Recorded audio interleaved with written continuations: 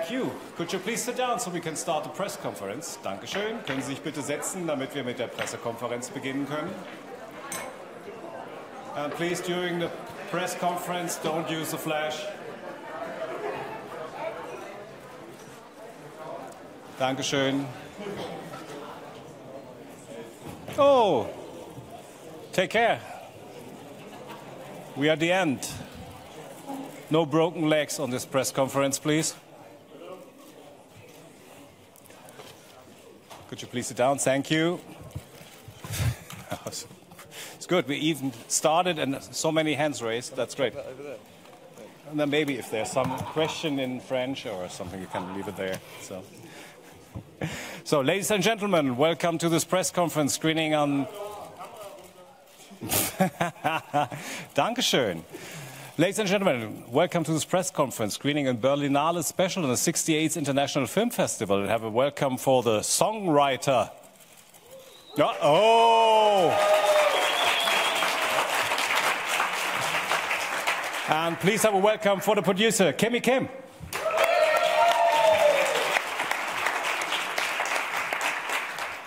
Also a wonderful musician and touring a lot with Ed. Have a welcome for Vance.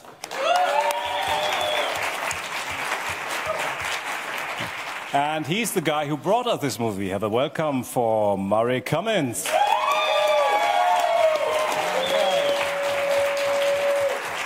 And actually, I don't think I have to say something. Ed Sheeran.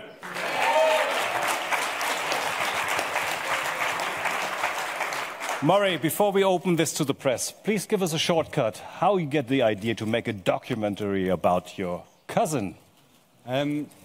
Yeah, so I was filming Ed a lot. When we were younger, I was always into filming and he was always into music, so we naturally started working with each other. And I toured with him for probably around 7 years. And by the end of it, the bits that I really, really remembered and the bits that I really loved is when he was writing. And I just got a buzz out of that. And I felt that there's been a lot of content that focused on him as a performer, but not much that focused on the other side of the craft of the songwriting. So I decided that that's what I'll focus on, and that's what I did. Okay, thanks. Maybe just in between, before we open it, and we just want to hear, Kimmy, when you get the idea to produce it? It's been a while that I made a really great film, and I was finishing up a film about 2 years ago about Saturday Night Live, and we have a mutual friend, Al, all the way back there. Hello, Al. So I met Murray through Al, and we started discussing the film that he was working on. So the subject matter was really, unique in my mind. It wasn't just a concert film. It wasn't just about Ed touring or performing. So that's when I got involved about a year ago or so. And Foy, with you, supporting him not on tour, also in the film, what was your being filmed all the time, being on camera all the time? Well, you know what? I never was very aware of being on camera at any stage, basically. I think that's probably why Murray is best placed to have made this film, because he was in the best possible way invisible. In the best possible way, he was, he had such a beautiful manner around the songwriting process. I think he has such a sensitivity to what we were actually trying to achieve there. We were trying to write a song. We weren't there to make a film. When Ed and I and the rest of us were writing, we were writing, you know what I mean? And to be honest with you, I never thought about this film. Okay. Your question first, please. Hi, Alessandra De Tommasi, Vanity Fair Italy, for Mr. Sheeran. I would like to ask you, you put a lot of effort in your music, as this beautiful movie pointed out very well, so thank you. But have you seen it? Have you seen the movie? And your music. Has everyone seen the movie? Yes, sweet. absolutely. Awesome. Yes.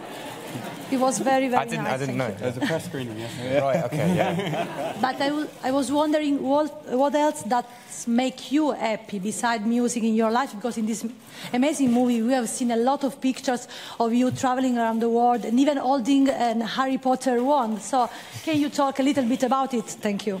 Do you know what? My hobby is music as well as my job, so that is kind of the main thing I enjoy, but I am like a grown-up kid, so I do like kid stuff, like going to Harry Potter World and shit like that. Yeah. But music mainly. But I don't know. Mostly, I haven't got out to that many shows recently. I think mostly it's more putting on a record and listening to it, like the whole thing, and getting enveloped in it. Enveloped? Yeah. That's right. Okay. Wherever the microphone is, please. Hi, Rodrigo Fonseca, TV Globo Brazil. 2 questions. First for Murray. I would like to hear a few words about the editing process of the film. And for Ed, a question. We are in a movie festival. I want to hear, a film festival. I would like to hear what's your relation, how is your relation with cinema? What do you like to watch? What's your preferred directors you prefer the most? How is your relation with cinema in general? Cool. Besides Game of Thrones. I'll let you go first. The editing process started around, I'd say, a couple of years ago. I watched everything I ever shot, which took a long time. I think it took around 3 months. And then after that, I selected around 70 hours of stuff that I thought was good. And then I hired Ben Wainwright-Pearce to come and have a look at it. And he watched all of that. It took him around 3 weeks. And then we just started cutting away and making decisions. And once I decided that it would just be about songwriting and not Ed as a performer, that cut that hours in half. And the more decisions you make, the more closer it gets. And now it's 84 minutes and hopefully as entertaining as it can be. My relationship with cinema, like, I do like highbrow good films, but mostly it's kind of like I do like films that people would probably deem a bit shit. It's kind of like foods. You know, sometimes I want a nice meal and sometimes I'll have a McDonald's. But yeah, I'm not really a snob when it comes to films. Okay. Your question, please. Thanks a lot. Lina Simon, ZDF Aspekte. I have to ask my question in German. I hope it's translated. Oh, shit, sorry. That's why you need it. Right. Told you, I got this head. So I hope you have your headphones. This is just a try that you can all hear. Ed, du hast das Image Ed, you've got this image of an ordinary guy, and you once said that you only manage to live on something like 1,300 euros, but of course you've got millions. What do you do with all that money? And what does money mean to you, just basically? Do you know what? Like I think the one thing I've always wanted to maintain in life is that my family and friends are all good, and also I never wake up in the morning and go, I want to do that and can't do it. And I think that's all that it really means to me. I think people get too obsessed and driven by it, but I think, you know, I've had it and not had it, and both. I had fun. You know, I'd lived a pretty normal life either way. So, I wouldn't mind if it all went, but it's quite nice that it's here at the moment. And how's the payment at ZDF Aspekte? Next question, please. Yeah. Mark Karapetian, publisher and founder of the film magazine Spirit, the Smile and the Storm. I have a poll in my Spirit magazine where I asked directors, actors, but also singer-songwriter about their all-time favorite movies of their life. So, question to all, but especially to Ed, what is your all-time favorite movie, and please give a reason why. We'll start. Kimmy, do you want to start? Sure. I want to say my favorite all-time will be Cinema Paradiso. I enjoyed that film very much so. And lately, I was really happy with The Shape of Water and La La Land. You can say no to that. So I watch a lot of them. I do enjoy comedy a lot.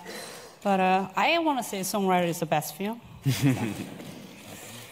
Yeah, definitely Songwriter for me. The best thing I've ever seen. I've seen The Godfather. I like Francis Ford Coppola, but Murray Cummings is the next coming.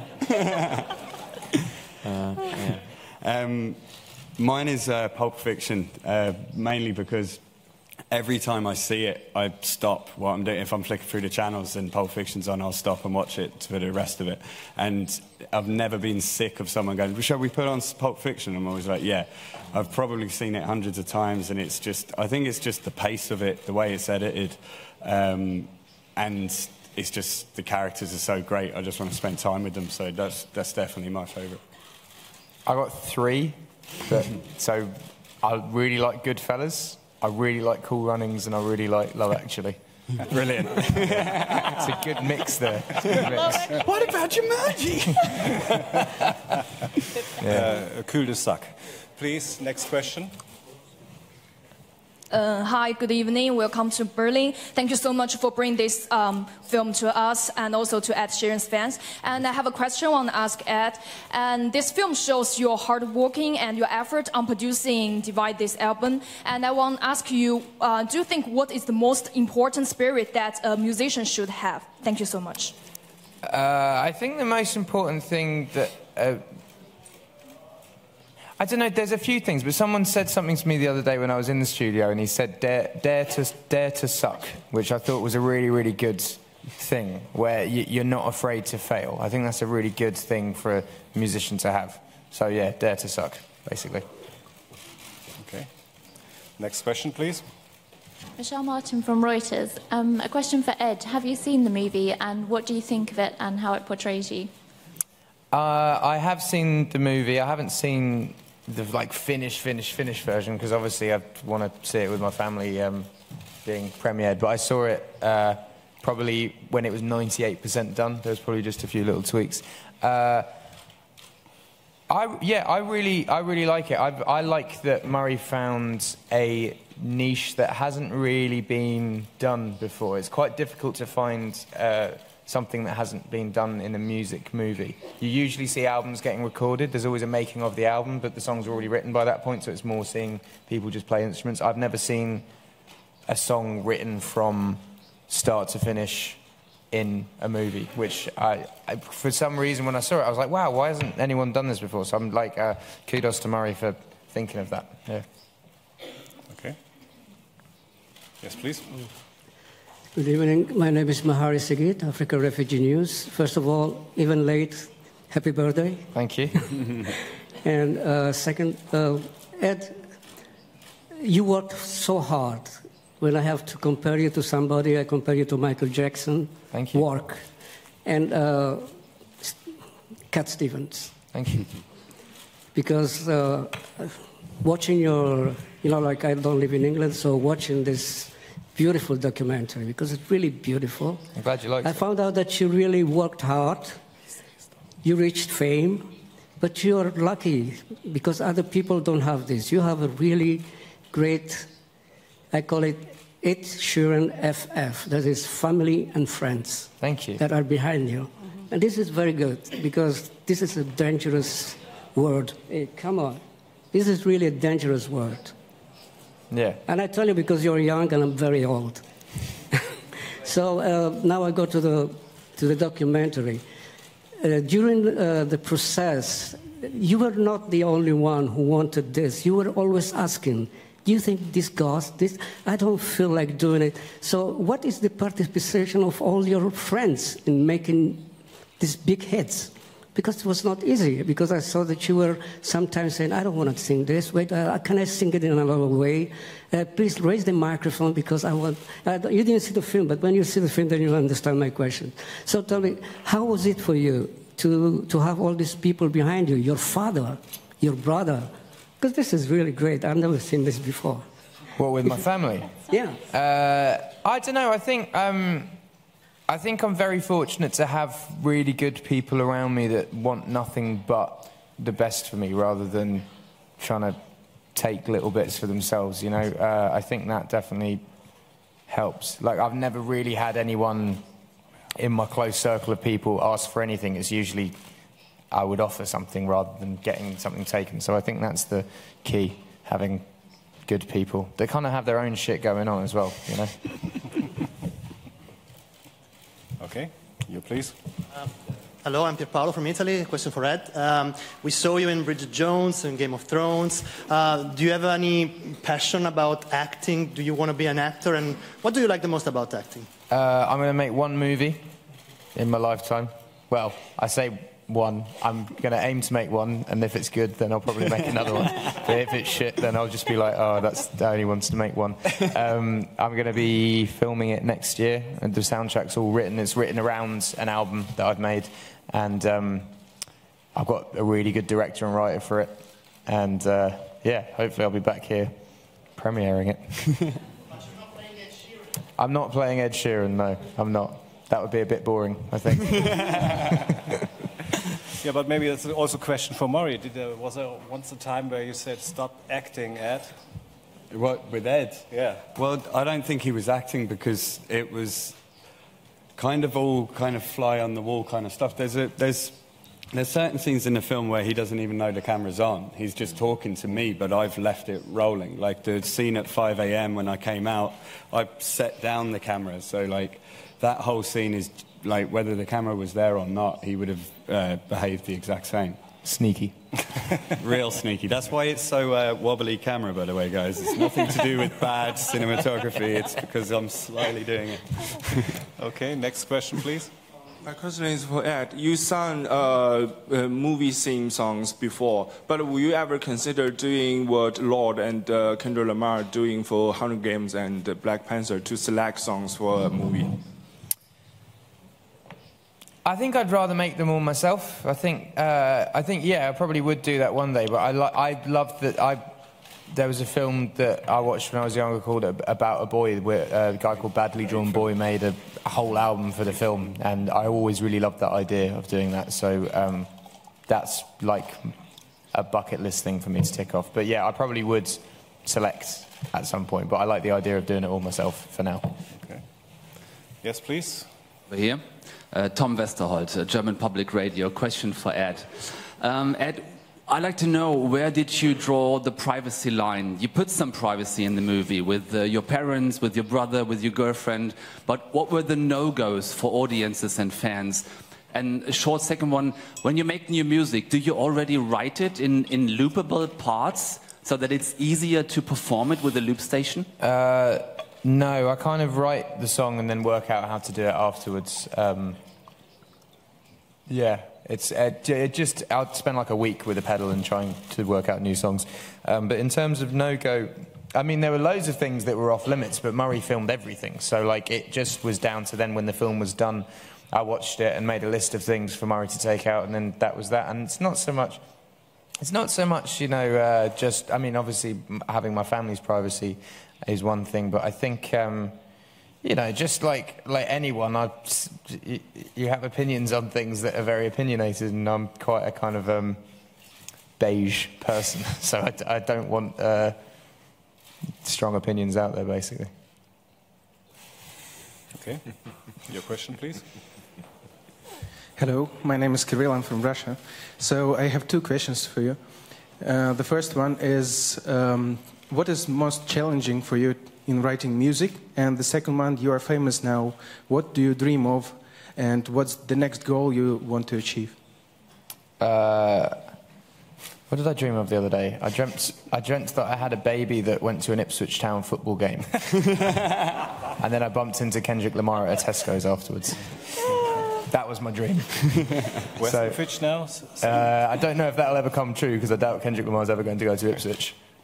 Or to Tesco's. He was wearing I saw him wearing a Tottenham shirt the other day. Maybe it's Tottenham not play Ipswich. Maybe he'll be there. It's not an Ipswich shirt, though, is it? And I forgot what the other questions were. Oh, to find things to write music about.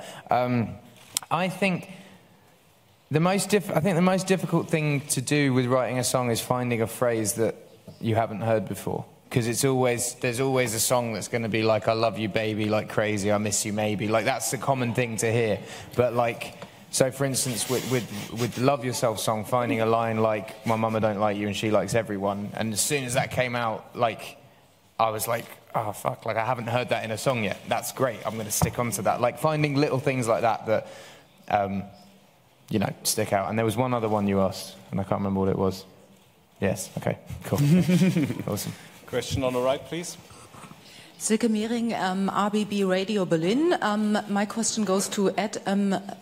When you watch the documentation, everyone is very relaxed, you are very relaxed, and I wonder, are there no conflicts in your life?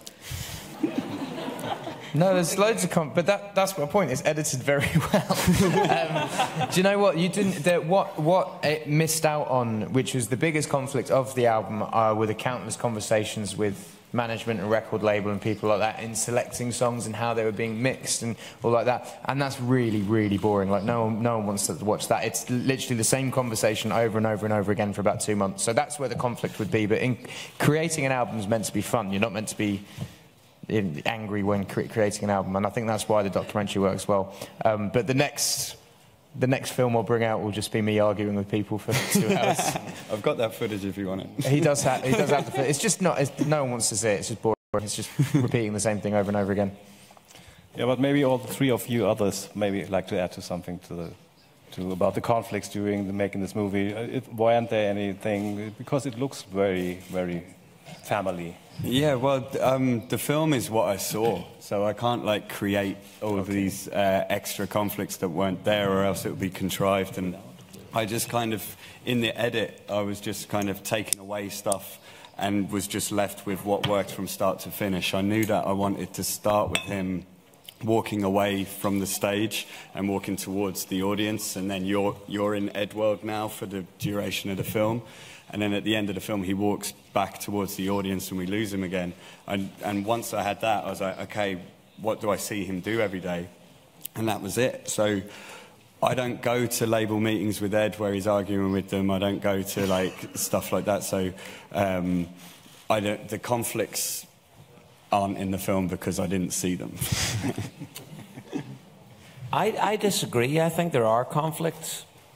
I think working with an artist like Ed, certainly from my point of view as a songwriter, working with someone like Ed, we have conflicts all the time about lyrics or melody lines, or, you know, like Ed's got a clear idea of where he wants to go with something, and when he's got a clear idea of something, that's what's going to happen. And you know what I mean, that's what's going to happen.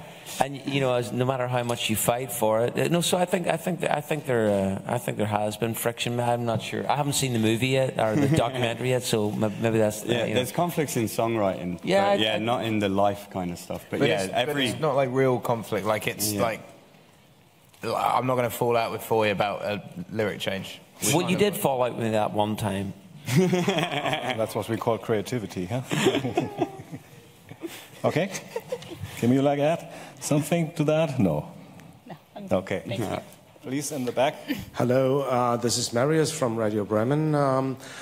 Question to Ed: would you have any other filmmaker that's so close into your private space to film you all the time to make this movie?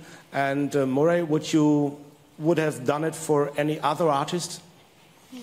I don't know, because that's not the life I had. The life I had was like watching my cousin grow into an incredible songwriter and wanting to represent that. So I haven't really thought about doing it with anybody else. And I would not let anyone in my life like that, ever. Like, it's like I have my best friend Nick now does it on tour, and it's just to have the footage. And Murray's my cousin. I trust both of them. So I think it would have to, I've known Nick for 16, 17 years now. I've known Murray since I was born. Like, I don't think I'd let a filmmaker in. Oh, actually, I would probably let him in, but I wouldn't let him see the sort of things that Murray's got on film, for instance. But it's okay with you that it's not with the camera here? Yeah. Yeah. You never know. Please. Yeah. I told my friend, maybe I'll be pathetic, but I would like to ask you something. Would you, at the end, just give us 2 notes of your songs? Because we're all journalists here. I don't have my guitar on me, but... don't worry, we make the music. And then the second is, will you stop just for 2 minutes for an autograph? Yeah, of course. And then I would like to ask you, if your parents, are your parents here? Because we don't know. Is your father here? I've got family here, yeah. I've got family here. So I would like to ask your family, and if they can answer back. They're separate. No, don't worry. They're separate.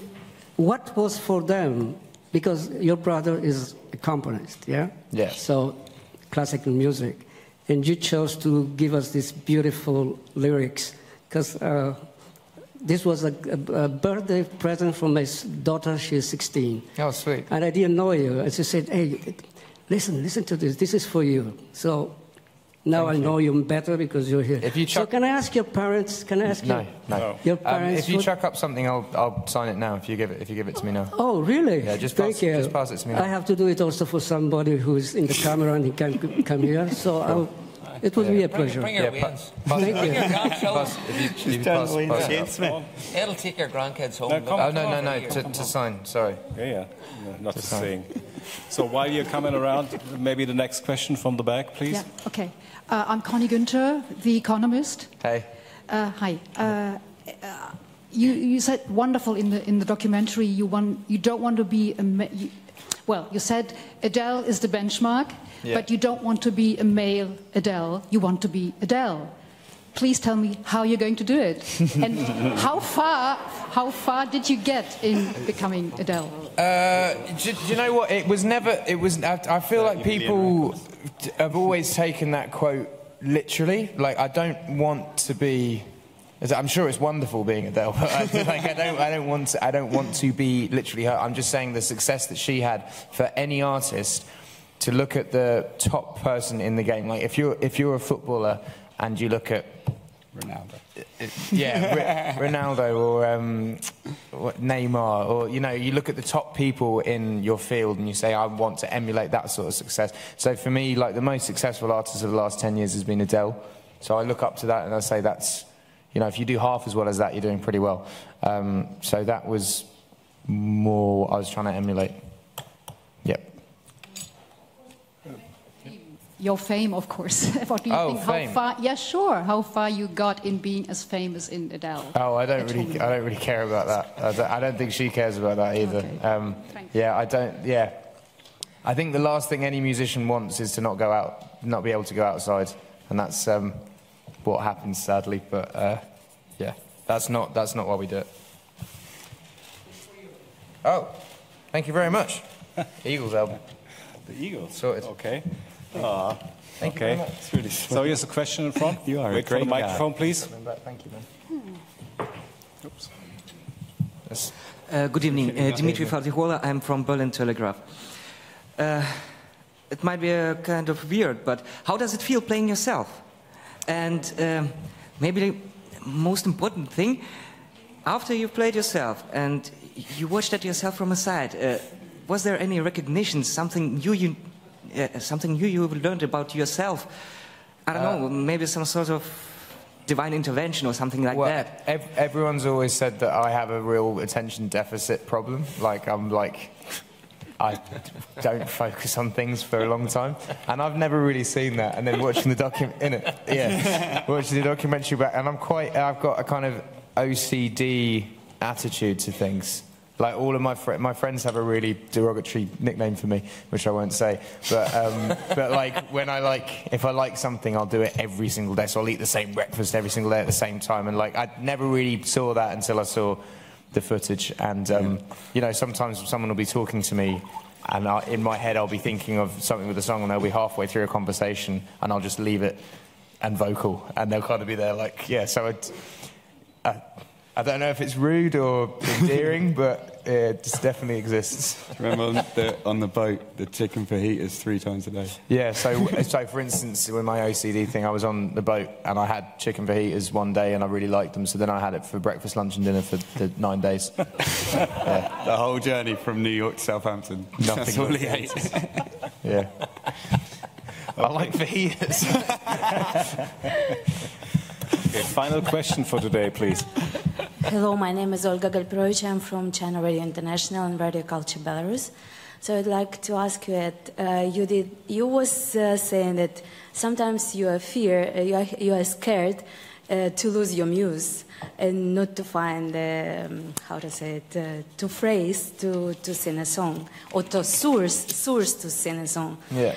Are you still afraid? And is it easy or is it complicated to be sincere with yourself and in music as well? I don't ever know if I care about being sincere at all. I think with songwriting, it's just how you feel at the time. It's whatever is on your mind. And like, what I've learned about writer's block is it doesn't actually exist. You should just not push it. If you're trying to write a song and you can't, you shouldn't just try and write it, because then the block will happen, and then in your head you'll think, oh, I've got writer's block now. So what I do when I can't write a song is I just put a guitar down and go and do something else for about a couple of weeks, and then come back, and then I'll be able to write a song.